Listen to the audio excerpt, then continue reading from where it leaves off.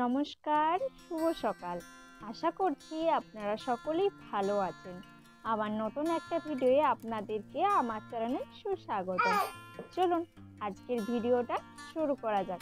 আপনারা সকলে আমার সঙ্গে থাকুন আর ভিডিওটা দেখতে থাকুন। চলুন আপনারা সঙ্গে থাকুন, ভিডিওটা দেখতে থাকুন। আমি তেলে ভাজাগুলো করে নিই। আজ তেলে ভাজাই করছি একটু পকোড়া।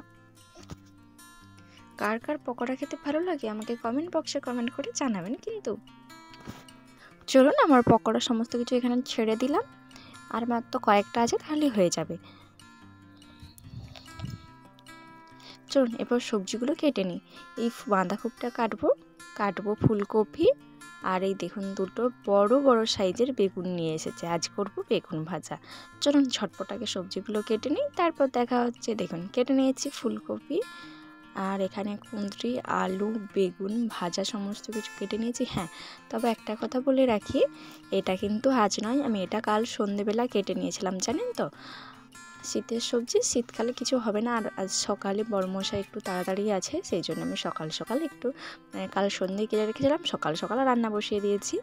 আমাকে টাইমে খাবার দিতে হবে, তাই না? তো চলুন তাড়াতাড়ি করে রান্নাটা করে নিই। আজ একটা কিন্তু জিনিস মাখা করব, আর সেটা কীভাবে মাখছি, কীভাবে করছি, সেটা আপনাদের সাথে শেয়ার করব।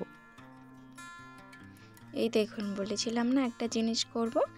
এই হচ্ছে কয়েদ বেল, এইটাকে মাখা করব। দুটো পেয়েছি, এটা একটু ছোট সাইজ আর এটা একটু বড় সাইজ। চলুন কীভাবে মাখা করি আপনারা দেখে রাখুন। চামচের সাহায্যে প্রথমে গা থেকে এগুলোকে নিয়ে নেব।